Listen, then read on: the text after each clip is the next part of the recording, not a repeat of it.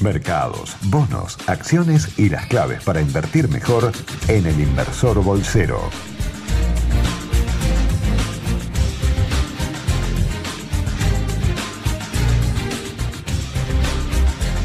Muy buenas noches a todos, no sé si tan buenas, pero muy buenas a todos. Bienvenidos a Al Inversor Bolsero por FM Millennium 106.7. Tratando de analizar un poco qué día que nos ha tocado, muchachos. Los saludo, Neri, te saludo, Martín. ¿Cómo están? ¿Bien? Santi, ¿todo bien? Sí, acá. Acá, tirando por lo menos. Acá estamos. Llegamos. Llegamos hasta la radio, por lo menos llegamos. Yami, ¿cómo estás? ¿Cómo estás, Santiago? Bien, ¿y vos? Bien, bien, perfecto. ¿Dónde se comunican con nosotros? ¿Tienen dudas? Imagino que es un día para tenerlas, por lo menos. Es un día espectacular para quedarse escuchando El Inversor Bolseros. Lo pueden hacer a través de Facebook e Instagram. Se comunican con nosotros buscándonos como Equipo Bulat, en Twitter @Equipo Bulat y por mail equipo.bulat@gmail.com. Les recordamos que también tenemos WhatsApp. Se pueden comunicar con nosotros enviando un mensaje al 11 21 87 1067. Bueno, tenemos obviamente un montón de temas para hablar, quizás quede un poco relegado más el contexto internacional, solamente decir que la tasa a 10 años sigue firme, con noticias también de desempleo en los Estados Unidos que meten un poco más de presión también, incluso a la suba de tasas que se espera que sea para junio recién. Con lo cual el mes que viene ahí tendríamos una tasa de la suba, una suba de las tasas de la Fed de referencia, con lo cual el camino, el sendero alcista por lo menos sigue vigente y cada vez con más presión, que obviamente le pone presión al mundo. ¿Qué semanita que hemos tenido y cómo se ha movido el dólar, Martín? La verdad que una estrategia del Banco Central que no está demasiado clara y no ha sido congruente con la primera decisión en aquel momento de vender 1.471 millones de dólares de entrada y sostener eso, sino que ahora la decisión es dejarlo correr. ¿Cómo podríamos entender esto? Y entiendo que también tenés leído el comunicado de política monetaria que hoy también salió, pero quedó un poco de lado a raíz de todos los fenómenos que vivimos hoy con el FMI. Sí, en ese sentido coincido plenamente con lo que decís. Me parece que el Banco Central venía con intervenciones que, si bien en magnitud parecían bastante impresionantes, la verdad que el mercado lo leía como una política bastante errática, ¿no? El tipo de cambio moviéndose en todas las economías emergentes y Argentina dejándolo quieto con factores locales que de alguna manera amplificaban los efectos de la corrida a nivel internacional. Y el Banco Central inicialmente vendiendo dólares, el mercado lo percibía como una manera de dolarizarse a un precio muy, muy interesante. Luego el Banco Central cambió la estrategia, decidiendo algunas subas en la tasa de interés de política monetaria, hasta que finalmente jugó fuerte el viernes pasado, la subió a 40%, y en el comunicado de hoy me parece que reafirmó un tono muy hawkish hacia adelante, afirmando que esta suba de 40% no se iba a limitar exclusivamente a manejar la corrida cambiaria, sino que lo que teníamos que esperar hacia adelante es una tasa real significativamente más alta que la que veníamos viendo hasta ahora, por lo menos hasta que la inflación converja hacia la meta de 15%. ¿Y ahora qué es esta decisión de dejarlo correr? ¿Hasta cuándo podemos esperar que lo deje correr, digamos? Mira, yo creo que hoy lo dejó correr. El dólar en un momento, te diría al mediodía, se fue arriba de 23.20. La rueda empezó caliente. Empezó muy caliente. Uno miraba, cada 5 minutos lo veías 5 centavos arriba. Eso se frenó con el anuncio, bueno, ahí adelanto, ¿no? Con el anuncio del inicio de conversaciones con el Fondo Monetario. Me parece que previamente es una decisión importante, positiva, el dejarlo correr, porque la verdad que estar quemando dólares sin tener alguna otra noticia de fondo que te permita recuperar la credibilidad para frenar la corrida, me parece que era una política que no era sostenible, ni siquiera te diría en unas semanas, en unos días más. Vos tomaste deuda en enero, 9.000 millones de dólares aproximadamente, y estas 2 semanas vendiste 7.000. Desde que empezamos, vendimos 7.000 y pico millones. Tomaste 9.000, el Tesoro le vendió 8.000 al Banco Central, y el Banco Central prácticamente los entregó en estas últimas ruedas, poco tiempo. Desde el 5 de marzo, ¿no? Exactamente. Una de las estrategias que ha tomado el Banco Central, que no estaba siendo utilizada a raíz de todo el conflicto que hubo con el gobierno anterior, tuvo que ver con la intervención en el mercado de futuros también. La venta de dólares en el mercado de futuros, que también vendió 200 millones de dólares en el mercado de futuros, que era una de las estrategias que también le estaban algunos economistas proponiendo, pero que estaba todavía anclada ahí por un tema de lo que había sucedido también en el gobierno anterior. Con lo cual, ¿te parece acertado? Ahí lo que tenemos que tener en cuenta es que en el mundo son muy pocos, y particularmente en Latinoamérica, ¿no? Son muy pocos los bancos centrales que intervienen como en la Argentina vendiendo reservas ante una corrida. La verdad que la mayor parte de los países, y ahí diría que el caso paradigmático es Brasil, todos los países intervienen en los mercados de futuros, en los mercados de swaps, ¿no? En los mercados de derivados. Pues básicamente la ventaja que tiene intervenir en este tipo de mercados es que no hay dólares en el medio. O sea, el Banco Central no pierde dólares, no está poniendo dólares, sino que da la señal, en este caso, bueno, en el mercado de futuros cambiarios, donde lo único que está en juego son pesos, ¿no? Digamos, claro. Las compensaciones se hacen en pesos. Exacto. Y no hay impacto sobre las reservas. Pero tenés una tasa implícita ahí. Pero tenés una tasa implícita que, bueno, eso evidentemente es lo que trata de manejar el Banco Central. ¿Una tasa que está arbitrada? Depende del momento, ¿no? Eso claro. Hay que mirarlo, es muy finito. Es muy fino. Sí. Neri, sí, todo con respecto a, ya que estábamos tocando el tema de futuros y de dólar, una señal importante para ver es que cuando la curva de tasas implícitas de los contratos a futuros está por encima de la tasa que pagan los instrumentos remunerados en pesos, principalmente las LEVAC, hay una tensión cambiaria en el aire. Porque, o sea, quiere decir que estar invertido en pesos y tener cobertura cambiaria da un rendimiento negativo, lo cual técnicamente no podría ser. En tiempos de estabilidad recuerdo que uno hacía la comparación entre las dos curvas y prácticamente te estaba dando el resultado de lo que rendía un alete. Entonces, a seguir muy de cerca, ahora que el Banco Central está interviniendo en el mercado de futuros, cómo evoluciona el costo de la cobertura. ¿Y esto no le puede traer consecuencias al Banco Central, dado que esto estaba judicializado, esta práctica? Sí, estaba judicializado, pero vinculado a un contexto de controles cambiarios y de fuertes restricciones al ingreso de capitales. Claro. No lo veo ahora. Yo creo que lamentablemente... No, es que si no entiendo por qué no lo han hecho hasta ahora. Esa es mi pregunta. No, yo creo que es más que nada por el costo político, la imagen, la reputación que pueda llegar a tener en el público, estar empezando a golpear, entre comillas, puertas que antes tuvieron tan mala prensa. Primero, bueno, con el mencionado acercamiento al Fondo Monetario Internacional y después, obviamente, intervenir en mercado de futuros. Algo que, por supuesto, hacen todos los bancos centrales del mundo. Claro. Pero bueno, acá tenía un manto de misticismo, de negatividad que, bueno, lamentablemente la coyuntura hace que tenga que recurrir. Martín, ¿cómo vemos los registros de inflación con este mayo ya acelerado? ¿Tienen registro ustedes de abril? Mira, abril, la verdad que vamos a ver qué es lo que da el número de INDEC. Sí, por eso preguntaba el de ustedes particularmente. Es un IPC nacional, pero uno diría que estamos cerca de 3%. En abril. En abril, eso es índice GBA, ¿no? Donde tenés impactos tarifarios bastante más importantes. Claro, el nacional probablemente esté unas décimas abajo.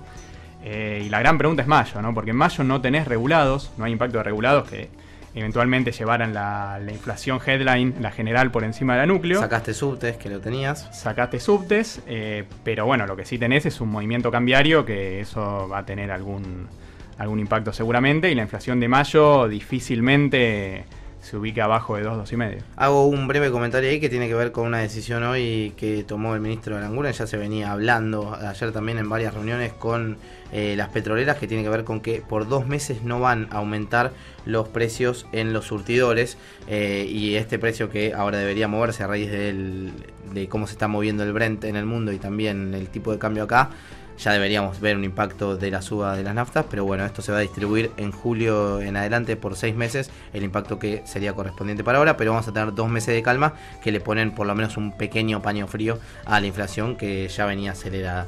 Neri, automáticamente vemos cómo se está comportando el mercado argentino, tanto en el mercado accionario como en los bonos, que golpeados, y la curva está complicada, la curva larga. Sí, prácticamente, para decirlo en una palabra, los activos argentinos se derritieron en las últimas 2 semanas. Antes quisiera hacer un paréntesis y explicar de dónde viene un poco la volatilidad.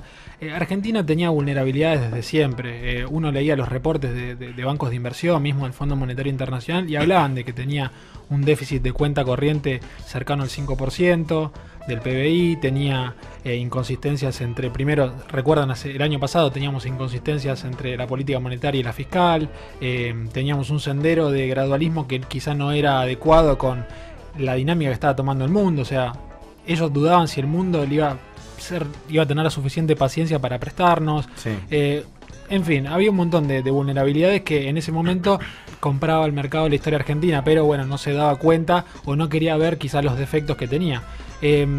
Todo esto comenzó de lo general a lo particular de cierta debilidad en los mercados emergentes, de la mano de un dólar index, que es el dólar respecto de las canastas, de una canasta de monedas más importante del mundo, avanzó 4% en 2 semanas, alcanzó 93 puntos, el valor más alto del año. Esto está vinculado también a la suba de la tasa de los bonos a 10 años de Estados Unidos, que tocó 3% la semana pasada, ahora está en torno a 2,98, pero la tendencia es alcista, ¿no? Entonces esa debilidad emergente fogoneó vulnerabilidades propias que tenemos acá en Argentina, como te comentaba, principalmente en el frente externo por la cuenta corriente y cierta falta de claridad de la política monetaria y del timing de la intervención cambiaria. ¿Se acuerdan que la semana pasada no tuvimos programa, pero hablábamos de el Banco Central está dispuesto a sacrificar los dólares? ¿Por qué no sube la tasa? Bueno, ese tipo de idas y vueltas el mercado lo leyó como una señal de riesgo, ¿no?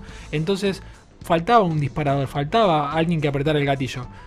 Ese acontecimiento puntual fue la puesta en vigencia del impuesto a la renta financiera del EVAC de inversores extranjeros. Sí. Como entraba en vigencia ahora en mayo, lo que hicieron en la última semana de abril los inversores fue desarmar posiciones en pesos y pasarse a moneda dura. Por supuesto, al hacer eso pasan por el mercado de cambios y ejercen presión sobre el tipo de cambio. ¿Pero se lo podemos adjudicar todo a eso? Es el disparador, viste que hay causas inmediatas en fenómenos complejos. Eso fue, si se querés, la gota que rebalsó el vaso. Pero Argentina ya venía acumulando factores desde... Vos tenés un gráfico muy bueno del riesgo país, además de cómo vemos la incidencia fuerte de lo que es propiamente Argentina, con errores propios, no solamente de lo que está pasando en el mundo. Sí, es un gráfico que analiza que en lo que va del año, el costo financiero de Argentina se encareció casi 2 puntos, 200 puntos básicos, para ponerlo en términos técnicos. Sí. Pero de ese aumento, casi el 70% corresponde al aumento del riesgo país, o sea, a la desconfianza de los inversores. Claro. En nosotros. El otro 30% está explicado por lo que te mencionaba, la suba de tasas de Estados Unidos. Si vas a América Latina, la suba del rendimiento promedio es de 1 punto y está explicado un 50% por cuestiones propias y el otro 50% por cuestiones de mercado. Entonces, Argentina se encareció prácticamente el acceso al financiamiento el doble que América Latina, por supuesto por cuestiones propias. Y bueno, ¿qué hay detrás del aumento del riesgo país? El aumento del rendimiento de los bonos y de la caída de los precios de estos títulos públicos. Para mencionarte algunas caídas que a mí me llamaron muchísimo la atención, un bono emblemático que lo tratamos acá en Smart Money, el Bonar 2024, sí. Que pagó el cupón semestral esta semana, hoy vale $106, mientras que en diciembre su precio era 117, ¿sí? Para ponerlo en términos de TIR, de rendimiento que nos genera el bono, en diciembre rendía 4,3%, seguramente el rendimiento que veremos en la LED de mañana. En abril, mediados de mes, estaba rendiendo 5,2 y hoy está rendiendo 6,7. 6,7% para invertir en un bono que tiene una duration, es decir, una vida promedio ponderada, inferior a 3 años. ¿Sí? Si tomamos el famoso bono del siglo, retrocedió 9% desde mediados de abril el precio, perdió $8 cayendo hasta $85. Este bono llegó a cotizar arriba de 110. Y para ponerlo en número, ¿hoy está en cuánto? Hoy vale 85 y a fin de 2017 valía 103. ¿Sí? Hoy está rindiendo 8,3% el bono a 100 años, sí. Y en diciembre rendía 6,8%. O sea, te está rindiendo hoy un bono discount que está en la mitad de la curva, casi lo mismo que te rendía, claro, un bono centenario a fines del año pasado. Esto para poner en perspectiva lo que se movió la curva y los rendimientos atractivos que hay, pero bueno, estamos esperando una estabilización del mercado. Claro, eso. ¿Qué perspectiva, qué podría pasar? ¿Qué escenarios podemos plantear que puede empezar a pasar con esto, digamos? Si pasa tal, podemos verlo más a la baja, si pasa tal. Sí, no. Principalmente yo estoy esperando a ver la letra chica del acuerdo que estarían por firmar el gobierno con el FMI. Sí. Principalmente por los condicionamientos, por la tasa y el monto. Está bien que para endeudarnos al 8% casi a 10 años, cualquier tasa por debajo de eso es buena, ¿sí? Bien. No existe deuda buena o mala, sino que tenemos que ver qué tasa tenemos. Sí, exacto. En definitiva, el pedirle al fondo, pedirle al mercado es para lo mismo, es para financiar el déficit fiscal. Lo que no consigamos por el fondo o por el mercado significa una velocidad de ajuste mucho mayor a la que venimos teniendo. Entonces, quería poner eso en perspectiva, ¿no? Sí. Veremos cómo sirve de apoyo y de espalda para el gobierno el acuerdo con el fondo, y en función de eso ver si se estabilizan los bonos. Y una vez que se estabilicen los bonos, sí, empezar a mirar acciones, que también tuvieron un derrape importante. Bueno, sí, estoy ahí, estoy en el derrape, cayendo con ellas. Así que sí, la verdad que yo siento que hay oportunidades de compra. Hay obviamente, siempre depende de la empresa, pero la verdad es que han tenido unas bajas que hay algunas que están, la verdad, que muy atractivas. El tema es que estás en un contexto particularmente bastante volátil. Hay una frase en mercados que me gusta mucho que dice, no puedes agarrar un cuchillo cuando está cayendo. Las acciones, vos ves el gráfico y parece que no paran de caer. Necesitan encontrar un piso urgente. Claro. Y en ese sentido quizás empezar a dar señales positivas, como puede ser un mejor tratamiento de las tarifas en el Congreso, o que salga la bendita ley de mercado de capitales. Mañana a las 10:30 ya está pedido a la sesión extraordinaria para tratarlo, por lo menos. No deja de ser un pequeño aliciente en este contexto que estamos teniendo, pero bueno, quizá puede ser un guiño para que seamos emergentes el mes que viene. Es un contexto de señales digo, ¿qué fue lo del FMI? Fue un porque digo, si realmente estuviéramos necesitando esa cantidad de dólares de manera urgente, yo creo que el trato ya estaría cerrado. Totalmente. O porque ahora estamos viendo todavía qué trato, ni siquiera saben desde Hacienda cuál confirmado va a ser. Los tratos, hay varios que hay: el Standby Arrangements, Extend Arrangements, el Flexible Credit Line. O sea, hay varias formas de financiarse. Todavía no está claro Argentina cuál va a tomar, es decir, no hay como esa necesidad urgente de tener dólares. Entonces, ¿qué es esto de la ley de financiamiento productivo? Que no es una ley que de repente va a hacer que vengan un montón de fondos quizás, pero es una señal. El FMI es una señal. ¿Por qué se están tomando estas medidas? Abro el juego. Mirá, yo respecto al tema del FMI, coincido con vos. Creo que tuvo mucho más que ver con tratar de darle una señal al mercado que con reforzar el poder de fuego de alguna manera del Banco Central. ¿Y por qué decimos esto? Hoy el gobierno, me parece que, y un poco la corrida, si bien coincido con Neri, que el catalizador de alguna manera de corto plazo fue el impuesto a la renta financiera para extranjeros, me parece que Argentina venía con un problema, y particularmente la política monetaria, con un problema muy fuerte de credibilidad desde el 28D, ¿no? El cambio de metas, la baja en la tasa, no quedaba claro quién decidía sobre la tasa de interés, ¿no? Y en función de qué. Me parece que en cierto modo el recurrir al Fondo Monetario y tener en cuenta que cualquiera de estas líneas, más allá de que hoy tenemos otro Fondo Monetario muy distinto al de los 90 o al de 2001, todas las líneas tienen condicionalidades. Condicionalidades fiscales probablemente, condicionalidades monetarias. Me parece que la señal que se le quiere dar al mercado con el anuncio de hoy es básicamente decir, bueno, el mercado no confía, descree de la política monetaria. Tener al Fondo Monetario atrás de alguna manera es un sello, ¿no?, para la política monetaria, para pensar en que puede haber recuperado esa autonomía que el mercado piensa que perdió el 28 de diciembre. Vamos a tener que seguir este tema obviamente de cerca, y además lo hablábamos afuera del aire también, el costo político que acarrea hablar directamente con el FMI. Pese a que estés dando una buena señal quizás en el extranjero, acá se complica un poco las cosas, dado también que la imagen del gobierno actual está en pisos, y obviamente esto es un golpe también. Hay que ver, bueno, cómo afectan efectivamente las expectativas a partir de esto. El tipo de cambio, como bien habías comentado, calmó un poco a raíz de los anuncios y demás, lo cual te podría hablar de una nueva entrada de dólares. Lo que tuvimos anexado, y lo teníamos también el otro día, fue lo que dijo el ministro Duhovne, de bajar la meta de déficit fiscal, que seguramente ya se iba a sobrecumplir para este año, pero de 3,2 a 2,7%. Y la reducción del gasto de capital de unos 30.000 millones de pesos, principalmente obra pública. Exactamente, principalmente obra pública, que ahí tenés un trade-off, ¿no? Porque vos la deuda la medís en términos de PBI, el gasto también en términos de PBI, el déficit, y vamos a ver cuánto creces este año, porque la verdad es que el consumo no sé cuánto puede llegar a crecer, dado el contexto. Una variable que te explica 2/3 del PBI. 2/3 del PBI, exactamente, y incluso un poquito más también. Y la construcción, que era el otro motor que vos estabas ejecutando, que ahora le pondrías un freno por lo menos, habría que ver en cuánto es el porcentaje, pero 30.000 millones de pesos menos, que todo te impacta también en el crecimiento que puedes lograr para este año. Entonces son temas a seguir de cerca, con una FMI que, lo comentaba Martín, ya no es tan... hablabas vos, Martín, vos leíste el artículo 4 para Argentina, que no era algo tan duro, quizás.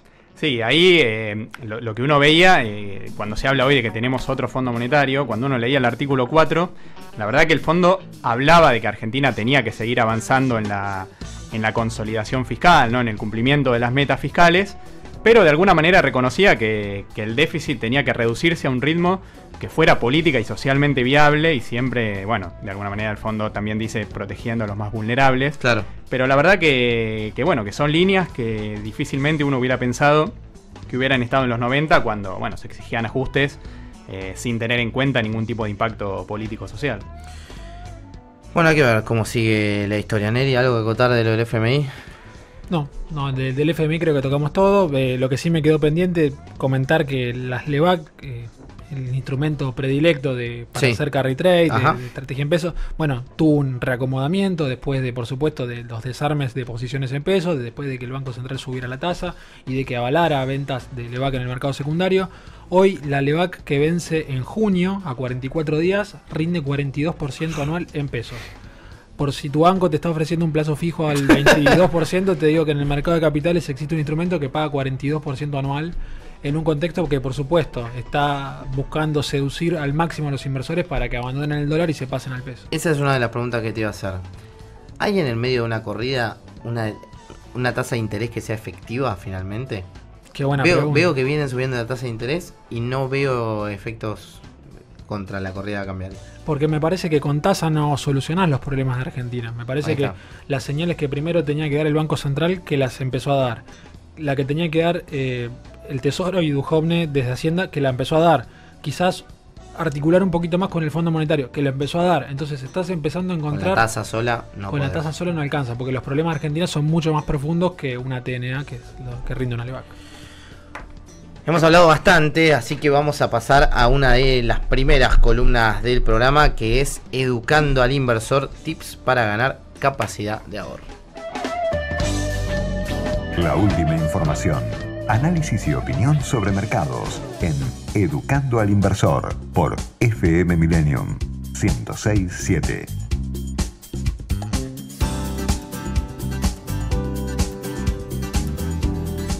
26 minutos pasaron de las 9 de la noche. El encargado de la columna de Educando al Inversor en este vez soy yo. Y con un tema que quizás viene a colación de la suba del dólar, de la suba de tarifas. No siempre la macro o las variables económicas definen si uno puede llegar a ser ahorrista y eventualmente inversor. Por eso, en esta columna que pensamos, directamente vamos a ir al grano. Vamos a buscar tips para ganar capacidad de ahorro. ¿Y cómo podemos encontrar estos consejos o qué es lo que conviene hacer? Principalmente evitar ciertos vicios que hacen todo lo contrario, que perdamos capacidad de ahorro y que consumamos a veces más de la cuenta. Por decirles un caso, hay una frase que yo siempre escucho que les puede pasar a ustedes también. Por suerte, el viernes ya cobramos, me dicen. O sea, sí, ¿no? O sea, todos queremos cobrar, estamos muy contentos, pero esto significa que el sueldo no alcanza y que en algún punto nos está faltando cierta planificación, evidentemente, ¿no? Aislando todo el contexto macro y todo lo que nos pueda llegar a pasar, medianamente deberíamos poder vivir con lo que ganamos, ¿no? Y en vez de criticar y ponernos en contra quizá de muchas variables que no controlamos, a mí me gusta enfocarme en lo que efectivamente puedo controlar, en lo que puedo modificar, ¿sí? Entonces, incluso con una economía que tiene esta volatilidad y que pinta para estar alicaída, un adecuado manejo del dinero podría marcar la diferencia crucial entre vivir al día y la posibilidad de generar cierta capacidad de ahorro. Que no nos olvidemos que este ahorro luego alimenta las inversiones, ¿no? Porque siendo ahorrista, como habíamos hablado una vez en la metamorfosis del inversor, son inversiones tradicionales que no le ganan a la inflación ni al dólar. En cambio, el inversor tiene un menú mucho más amplio. Así que bueno, hecha esta introducción, pasemos a los errores y a los hábitos adquiridos más comunes que atentan silenciosa pero mortalmente a construir capacidad de ahorro. El primer error es la famosa forma de vida de gasto y luego ahorro. Postergar el ahorro para fin de mes termina siendo en muchos casos una misión titánica, porque las obligaciones diarias terminan inclinando la balanza en su favor cuando no tenemos conducta financiera. Así que una buena medida para romper este círculo vicioso es comenzar a ahorrar un porcentaje pequeño en nuestro ingreso, apenas lo recibimos. Una posibilidad es arrancar con un 5% e ir subiendo el porcentaje en forma progresiva. Santi, ganás 10, o sea, el 5% de lo que ganás, tendrías que empezar a ahorrarlo. Bien. El segundo error son los gastos hormiga, que acá me parece que estamos todos incluidos. Son esos pequeños gustitos que nos damos cotidianamente, pero que de forma imperceptible se llevan buena parte del ingreso todos los meses.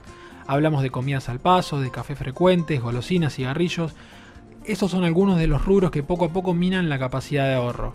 Pero para contrarrestar los gastos hormiga es posible introducir pequeños cambios en la dieta que a largo plazo serán beneficiosos para la salud y el bolsillo. Por ejemplo, llevar viandas al trabajo, tomar agua en vez de gaseosas, comer frutas, etc. Son buenas medidas para mejorar. ¿Sí? El tercer error que cometemos cuando no estamos pudiendo ahorrar es no llevar un registro diario de gastos. Desconocer cómo el dinero se nos va de las manos es un patrón común entre los que no llegan a fin de mes. Sin control, por ejemplo, como les comentaba antes, los gastos hormiga tienen vía libre para proseguir. Pero para evitar esto, una alternativa es anotar diariamente los consumos, preferentemente en una planilla Excel. La tecnología, además, hoy en día está a nuestro favor. Tenemos aplicaciones gratuitas, Google Drive, un montón de herramientas que nos permiten el monitoreo de los gastos, incluso desde el celular. Un cuarto error que cometemos es ser hedonistas, priorizar el placer inmediato a toda costa. Esto es un enemigo que atenta contra los ingresos y el ahorro, por supuesto. Vivir como si no hubiera un mañana hace que las necesidades de consumo superen con creces el presupuesto mensual con el que se cuenta. Y paradójicamente, esta falta de dinero puede generar lo opuesto a la felicidad, es decir, insatisfacción porque no hay un presupuesto que alcance. La clave para evitar caer en esta tentación es conseguir un equilibrio entre lo que se quiere y lo que efectivamente se es. Es quizás una faceta un poco más espiritual. El quinto error que acá encontramos para no poder ahorrar a fin de mes es consumir vía préstamos personales, principalmente en este contexto que las tasas de interés están subiendo. Por ejemplo, los créditos a sola firma son mucho más caros que lo que aparentan. Las compras financiadas en cuotas, que solo exigen documento y recibo de sueldo, en la mayoría de los casos ocultan un elevado costo financiero. La suma de todas las cuotas termina siendo mucho mayor al monto original. Por eso es fundamental incorporar el hábito de sumar el valor de todas las cuotas y compararlo con el precio de lista. De esta forma se puede evaluar si realmente conviene comprometer la capacidad de ahorro a futuro o si termina resultando más provechoso pagar en un solo pago. Esto, Santi, si vos te acordás, es lo que conocemos como costo financiero total, que ahora, por regulación del Banco Central, es obligatorio que todas las entidades pongan. Antes, hace unos años, no se ponía eso y hacías la cuenta de puedo pagar la cuota o no y no sumabas la cantidad de cuotas por el monto que efectivamente estabas pagando.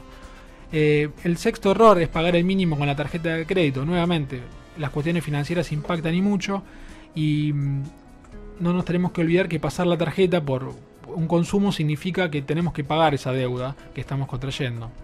Abonar el monto mínimo del resumen significa refinanciar la deuda original, es decir, estamos convalidando cargos financieros inesperados y elevados que encarecen el monto de la compra original. Para que esto no ocurra, el remedio es pagar la totalidad del resumen al día. Si eventualmente no se llega a pagar el total, lo mejor es no limitarse al mínimo y estirarse lo más posible para evitar que los intereses se disparen. Y el último error que cometemos es consumir compulsiva o emocionalmente. Muchas veces el consumo surge como respuesta de equilibrios, en realidad de desequilibrios emocionales. Comprar según los vaivenes del estado de ánimo. Animal spirits. También sirve en la bolsa, ¿no? Por supuesto.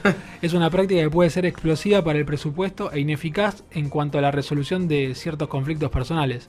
El presupuesto no está preparado para financiar los cambios de ánimo. Tenemos que saberlo. Es el equivalente a ir a comprar al supermercado con hambre. El camino correcto para que este sendero emocional no afecte la capacidad de ahorro es bajar las revoluciones y tratar las decisiones de consumo fuera de la órbita de cualquier impulso. Lo mismo aplica, más adelante les puedo comentar, para la bolsa, ¿no? No comprar con la cabeza caliente. Muchísimas gracias, Neri. Tenemos que hacer una breve tanda y quédense, porque vamos a estar después de Smart Money hablando con Diana Mondino, que va a ser un placer poder charlar con ella de estos temas. Quédense. Mercados financieros local e internacionales. Comportamientos y perspectiva en El Inversor Bolsero. Tiempo de publicidad en Millennium. Celebra en María Félix tu mejor cumpleaños. Tacos, tequila, mariachis y el mejor servicio harán de tu cumpleaños la mejor fiesta a la mexicana. El cumpleañero no paga. Lo invita María Félix. María Félix, Palermo y Martínez. Guini Servicios, postventa oficial para las marcas Chrysler, Jeep, Dodge, Ram y Mopar. Se realizan trabajos de mantenimiento programado por kilometraje, mecánica general, taller de chapa y pintura, presupuestos para compañías de seguros y venta de repuestos originales. Ubicados en la calle Isabel la Católica 256, Barracas, a minutos del microcentro y Puerto Madero. Solicita un turno al 4361-3000. Sabés cómo lo cuidas, sabés cómo lo van a tratar. Guini, postventa Chrysler. Millennium te invita a participar de la campaña de Ideame junto a Simplit, a beneficio de la Asociación por los Chicos. Compra tu comida congelada gourmet y ayudas a que un chico también tenga su plato de comida. Ingresa en idea.me/Simpleat.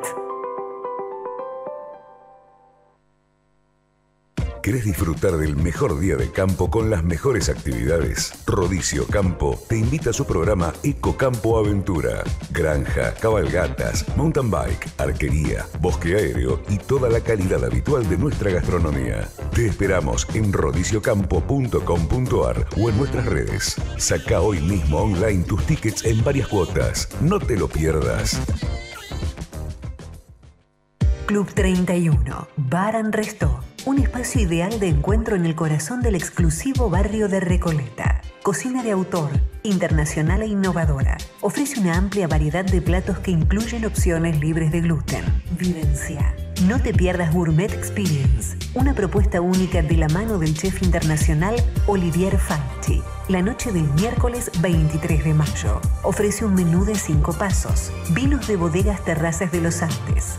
Reservas al 429-9880 o al mail restaurant@recoletagrand.com. Seguinos en Instagram, @RecoletaGrandHotel.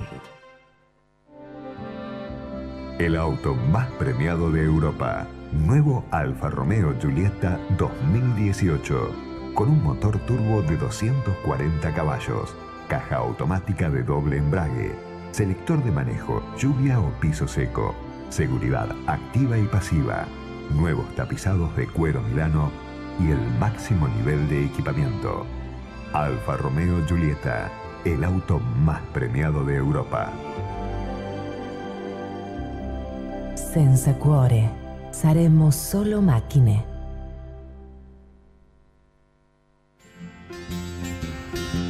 Escuchás Millennium en tu smartphone. Descarga nuestra aplicación oficial, disponible en los stores de Apple y Android. Ahora Millennium te acompaña a todas partes.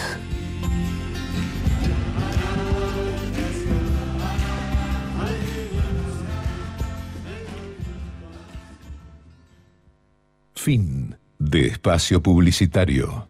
Smart Money, un espacio para analizar y pensar en instrumentos financieros para invertir mejor. Smart Money, por FM Millennium.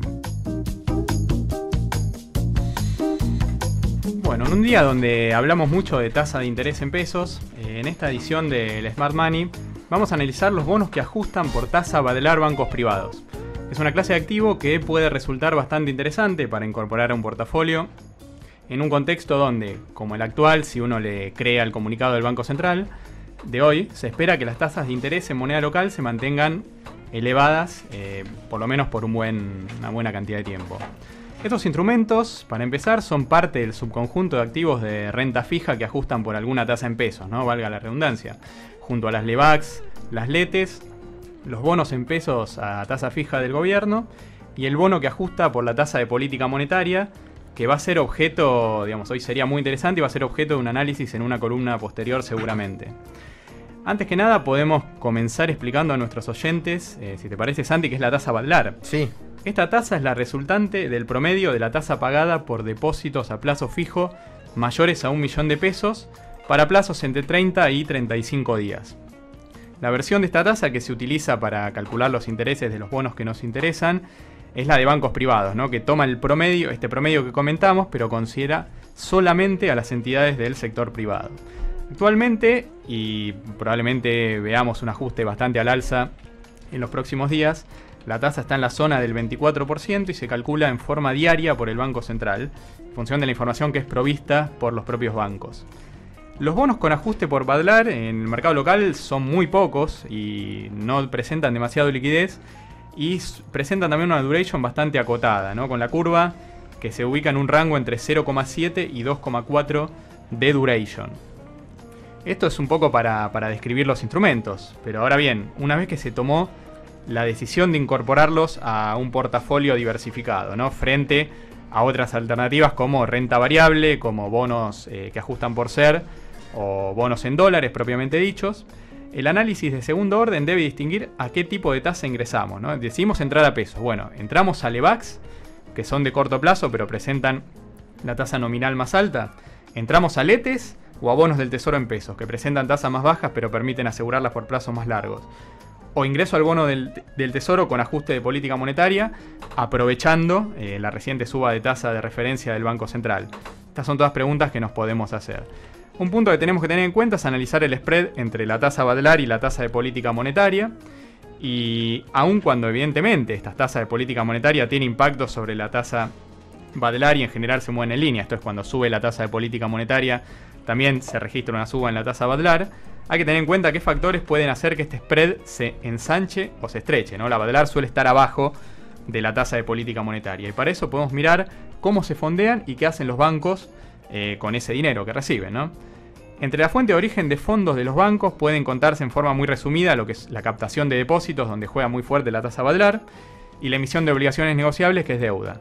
¿Qué hacen los bancos con esos pesos que obtienen por esas dos vías? Dan créditos o se compran LEVAX, ¿no? O LELIX o pases pasivos, que son instrumentos de regulación monetaria. Cuando uno mira lo que venía ocurriendo en los últimos meses, el spread entre la LEVAC, ¿no? Que es una aplicación de fondos para los bancos, y la Badlar, que es un origen de fondos para los bancos, se vino achicando muy fuerte de la mano de la alta demanda de crédito que vinieron otorgando los bancos, fundamentalmente en los segmentos hipotecarios, prendarios y personales. Esto implicó, en los hechos, una reducción muy importante en la liquidez de los bancos, en los pesos disponibles de los bancos, lo que derivó, obviamente, en una convergencia gradual de la tasa Badlar a la LEVAC, reduciendo el spread, que era de 6 puntos a mediados de 2017, a solo 3,5 puntos a mediados de abril, antes de que comenzara la parte más intensa de la corrida, ¿no? Este spread no se redujo en mayor medida por dos motivos. ¿Por qué se fue a 3,5 puntos y no a 0? Porque los bancos comenzaron a emitir deuda en el mercado local, obligaciones negociables, para financiarse y pudieron estirar un poco más el colchón de liquidez, aunque, bueno, eventualmente continuó reduciéndose en términos reales. Pero de todas maneras, al día de hoy los bancos todavía tienen un colchón muy importante, casi 500.000 millones de pesos de liquidez, de pesos disponibles, sí, que es equivalente a, te diría, un tercio del stock total de crédito, con lo cual todavía tienen margen para que la Badlar no converja plenamente a la tasa de LEVAC o a la de política monetaria.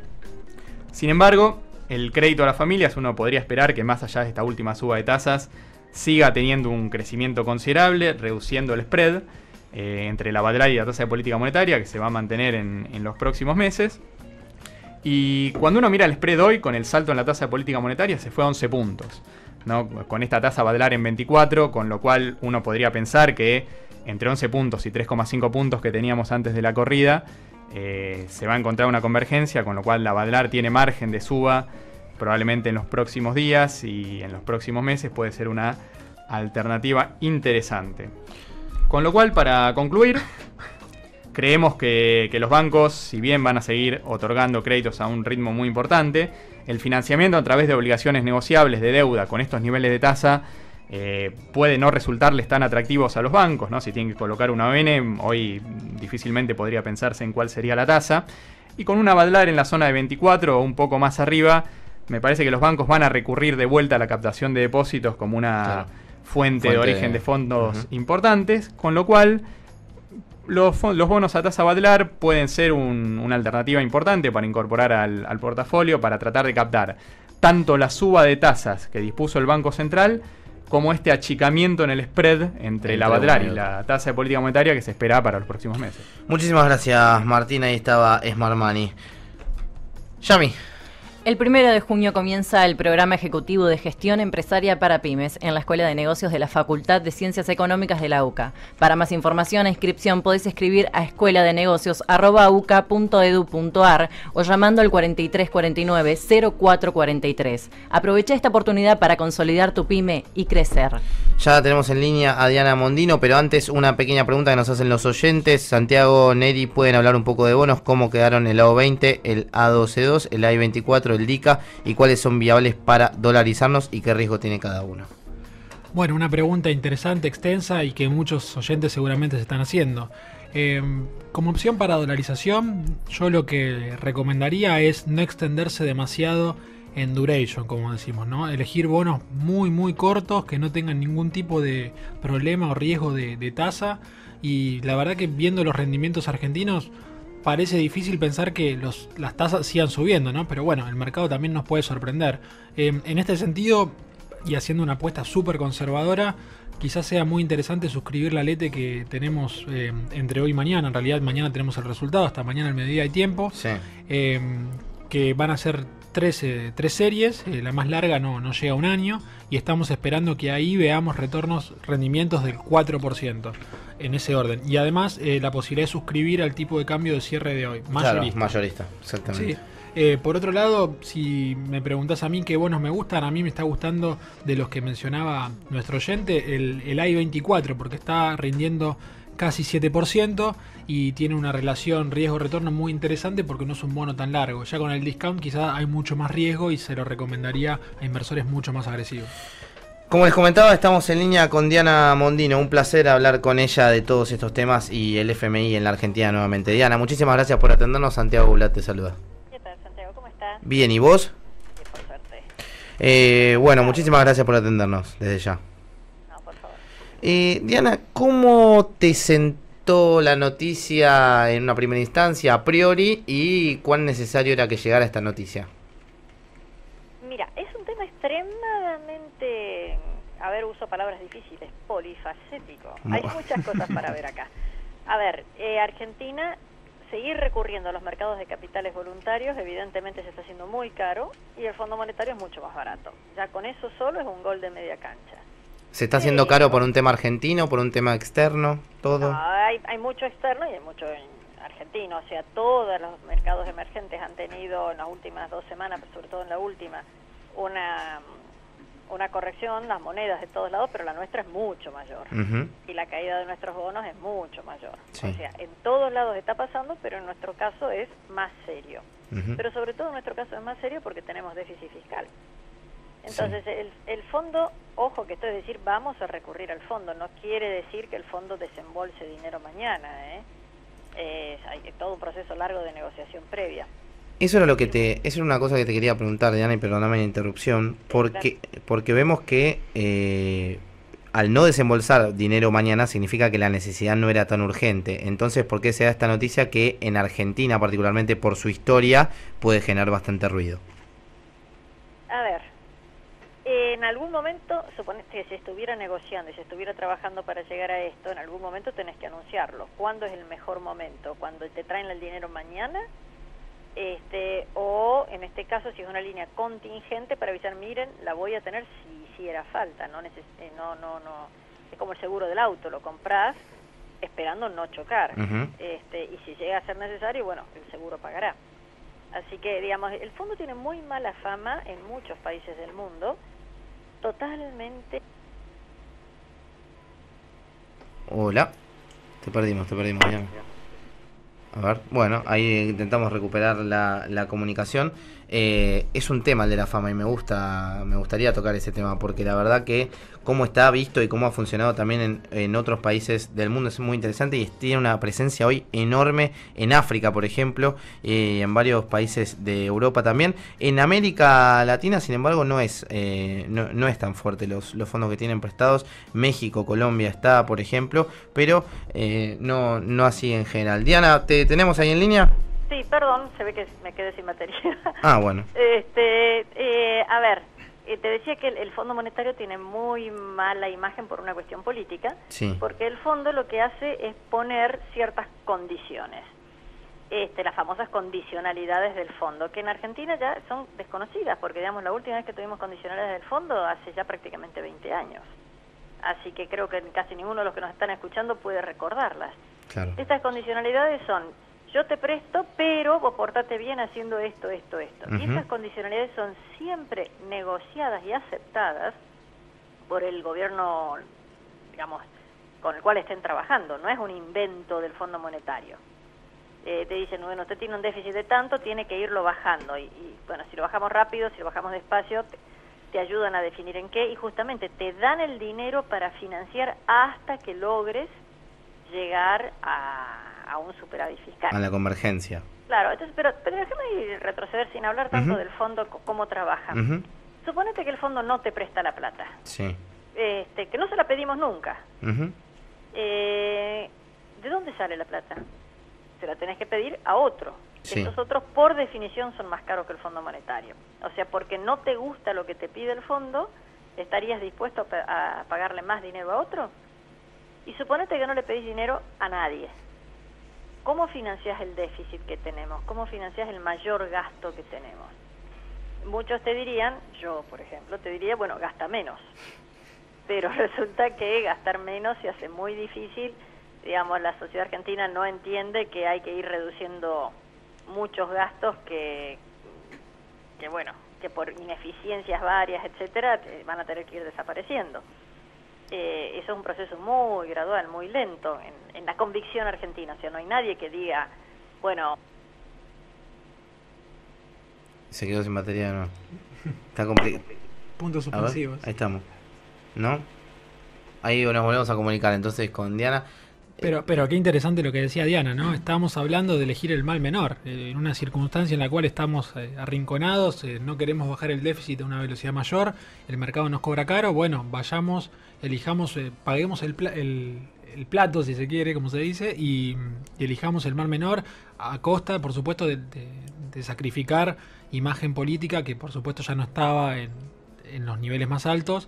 Es seguir testeando un piso para la imagen de Macri, pero bueno, para todo sea para financiar este gradualismo e ir un poquito más, no tan rápido como le pide el mercado. No, seguro. Ahí me gustaría retomar la conversación también, porque sabemos que en estos 2 años se ha reducido mucho lo que son las tarifas y los subsidios en ese caso, el gasto que tenía el gobierno en ese caso, pero ahora te toca lo más grueso del gasto y lo más inflexible quizás, que va a ser un desafío de acá en adelante, y hay que ver también por dónde viene la mano, ¿no? Sí, ahí me parece que lo que tenemos que tener en cuenta, el gobierno ya redujo subsidios, redujo gasto de capital, me parece que lo que tenemos que tener en cuenta es que el 60% del gasto de la nación son transferencias sociales, ¿no? Jubilaciones, pensiones, asignaciones, y todo eso está ajustado por ley al pasado, ¿no? Por la ley de movilidad previsional, que se cambió en diciembre, pero todavía sigue habiendo una indexación al último trimestre, al pasado. Ajusta como la inflación, entonces. Ajusta como la inflación, y en un contexto, bueno, ahora ya está un poco discutido, ¿no? Pero en un contexto de desinflación, donde la inflación pasada es más alta que la presente, en realidad te termina ajustando por una inflación que es más alta que la que uno tiene en el presente, con lo cual es mucho más difícil ajustar, y eso es el 60% del gasto. El 60% del gasto, claro. Bueno, por eso me parece que ahí va a estar un poco el desafío. Hoy leía una proyección que particularmente para este año todavía hay algunos registros de que puede terminar bastante por debajo de la meta, incluso de la que puso el ministro Duhovne. Pero bueno, Diana, ¿te tenemos en línea ahora? Ay, Dios, no sé qué le pasa, debe ser alguien de la oposición que está... Debe ser. Diana, nos consultábamos ahí en cuando se cortó un poquito con el tema del gasto, que creo que coincidimos todos, de a poco hay que ir a un equilibrio para ello. Pero el gobierno durante estos años que estuvo al mando redujo bastante los subsidios, que quizás era el gasto más flexible, pero ahora le toca un desafío más importante. ¿Y cómo lo ves vos, que sé que estudiás el tema fiscal? Mira, en esta situación en la que estamos se plantea un escenario donde se piden todas condiciones que en conjunto todas son imposibles. Sí. Se han ido reduciendo los subsidios, para lo cual tenés que subir las tarifas. Entonces la gente dice, ay no, las tarifas son muy caras. Lo cual, la verdad, es cierto en muchos casos. Realmente a la gente se le hace difícil pagar las tarifas, manteniendo el mismo sueldo de antes, entonces tiene que dejar de gastar en otra cosa. Entonces, no sé, en vez de ir al cine o comprar zapatillas, tiene que pagar la luz, que es más cara. Entonces los vendedores de zapatillas o los dueños de cines se enojan porque tienen menos actividad económica. O sea, está habiendo una recomposición del gasto muy importante. Sí. Ahí el gobierno se ha equivocado en que no ha hecho una campaña de educación explicándole a la gente cómo funciona el sistema tarifario, que la verdad que es bastante malo, entre nosotros debería cambiarlo, pero mientras esté, lo que se necesita es hacer un fuerte ahorro en consumo de energía, de electricidad y gas, porque si no tenés aún más déficit.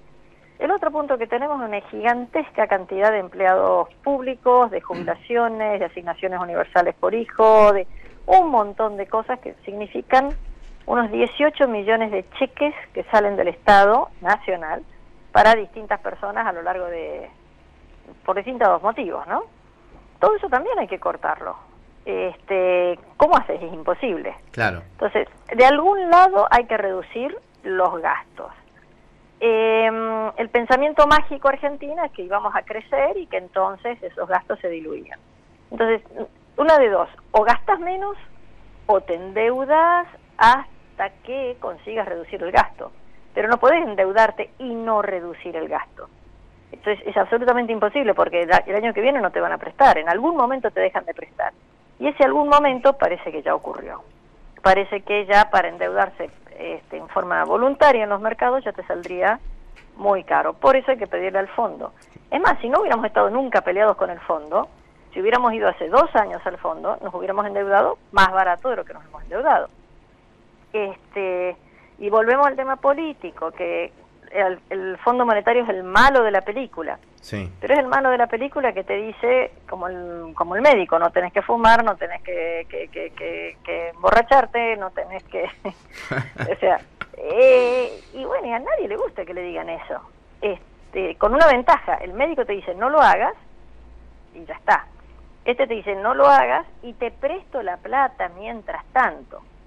Entonces, por lo menos el fondo prestaría, ojo, insisto, esto no está acordado, no ha salido publicado que esté acordado el préstamo, se va a iniciar la negociación. Así que, mientras los argentinos no nos convenzamos de que hay que reducir el gasto, podrás enojarte con el Fondo Monetario, podrás decir que Caputo es un genio para algunos, un malvado que endeuda al país para otros, pero de algún lado tiene que salir la plata. Y si no sale de la deuda, ¿sabes de dónde va a salir? De una explosión inflacionaria. Claro. Y esa es la peor de todas las opciones. Las crisis, sí. Así que, digamos, no hablemos del fondo, hablemos del gasto. Mientras no reduzcamos gasto, vamos a tener semanitas como esta, la vamos a tener en forma recurrente. Claro.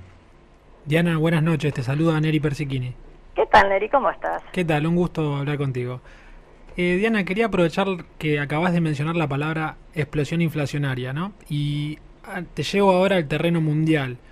Hay una amenaza de que Estados Unidos efectivamente acelere su proceso inflacionario y esto acelere aún más el sendero de suba de tasas de interés. Esto, por supuesto, condiciona al mundo emergente en el cual Argentina aspira a entrar. ¿Vos ves que el mundo se está complicando demasiado para esta coyuntura de Argentina también?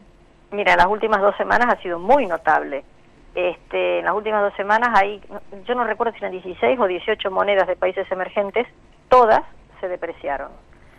Ninguna tanto como Argentina, ¿eh? Argentina la peor de todas.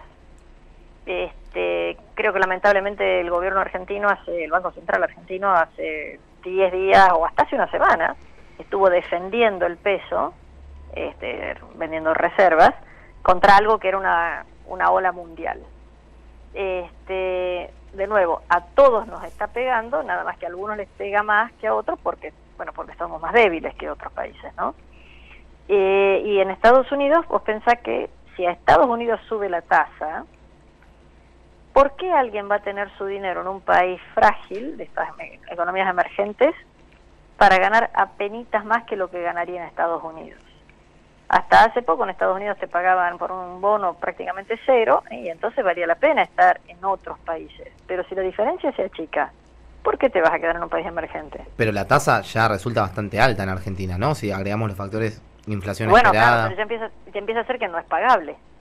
Porque la tasa en Argentina es alta, pero vos pensás que Argentina este año, y el año que viene, y el año que viene, Sí. no solo no te va a poder pagar los intereses, no te va a poder pagar el capital, sino que te va a pedir más dinero, porque vamos a seguir teniendo déficit. Claro. Entonces, bueno, el inversor tiene que ser medio arriesgado ya. Valía la pena cuando era muy poquito lo que debía Argentina y en el resto del mundo te pagaban casi nada. ¿Y ahora vale la pena de nuevo? ¿Crees que hay indicios ahora con esto de que empiecen a volver los fondos acá, la confianza se renueva en Argentina? Bueno, me da la sensación que la jugada del gobierno es decir, bueno, miren que si tengo la plata del fondo, no los necesito a ustedes. O sea, el fondo presta sistemáticamente, siempre en la historia del fondo, ha prestado muchísimo más barato que lo que prestan los mercados voluntarios. Así que si alguien le quiere prestar a Argentina, le va a tener que prestar más barato que lo que le están prestando ahora. No más barato que el fondo, eso nunca. Claro. Pero más baratito que ahora, lo cual, otra forma de decir que subiría el precio de los bonos argentinos, ¿no? El momento que se confirme lo del fondo, Sí. cuando se confirme, porque insisto, estas cosas llevan un tiempo, ahí sí la tasa de mercados voluntarios va a caer. Pero hasta tanto eso no se confirme, ¿por qué alguien te va a prestar más barato? O sea, además, perdón, tiene 80 países en el mundo en los cuales prestar, ¿eh? O sea, estamos hablando de un dentista en Bélgica que tiene que decidir en dónde invierte. Claro. Los argentinos, sí, los argentinos que conocemos Argentina, decimos, no, mira, esto funciona bien y yo ya conozco cómo funciona, y en el fondo Macri tiene 10 mecanismos todavía que puede usar que no ha querido usar políticamente. Los argentinos sí vamos a estar más convencidos y podemos seguir invirtiendo acá. Pero los de afuera tienen mucho para comparar. Claro. Diana Mondino ha estado con nosotros. Muchísimas gracias, Diana. Chao Neri, chao Santiago, hasta luego. Nos vemos. Nos vamos despidiendo nosotros del Inversor Bolsero. La verdad que mucho contenido. Me quedaría hablando una hora más, invitando más gente para hablar de este tema, pero lo haremos el martes que viene. Yami. Recordar que el sábado está el Inversor por Canal Metro a las 2 de la tarde. Muy bien, exactamente. Chicos, nosotros nos despedimos. Igual estaremos en Twitter ahí atentos a todas las preguntas que tengan. Nos escriben @equipobulat o a nuestros propios Twitter, que ahí estaremos tratando de contestar todas las preguntas y el martes que viene las traemos acá para seguir con esto que es el Inversor Bolsero. Chau, chau. Si tuvieras 10.000 pesos, ¿invertirías en pesos, dólares o títulos? Si fueran 100.000 y 1.000.000, diferencias y riesgos en el Inversor Bolsero. Este espacio es auspiciado por Nicolazza, siempre con la magia de la abuela. Pizzas a domicilio. Encontranos en Avenida Ramón Falcón 2287. Contactanos 4633-4111 y 4633-4555. Nicolazza, siempre con la magia de la abuela. Baco Club, club privado de vinos, nos cuenta que en el mes de la vendimia nos invita el miércoles 15 de marzo a un evento imperdible en el que se degustarán a ciegas las dos variedades más emblemáticas del mundo del vino, Malbec y Cabernet Sauvignon. Información y reservas, escribir a bacoclub@bacoclub.com.ar.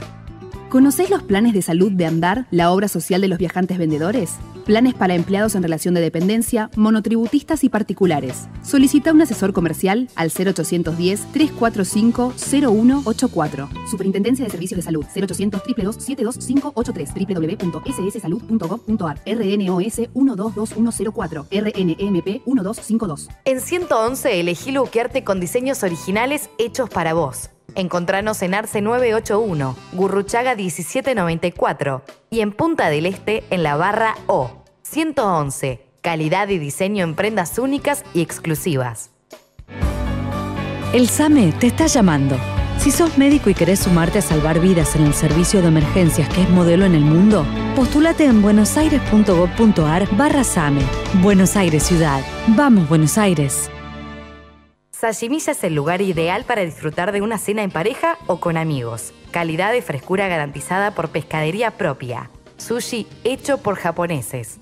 De lunes a sábados, México 1965. Estacionamiento sin cargo. Reservas al 4941-8960. Facebook /Sashimilla. Instagram @Sashimilla Restó. Twitter @Sashimilla_.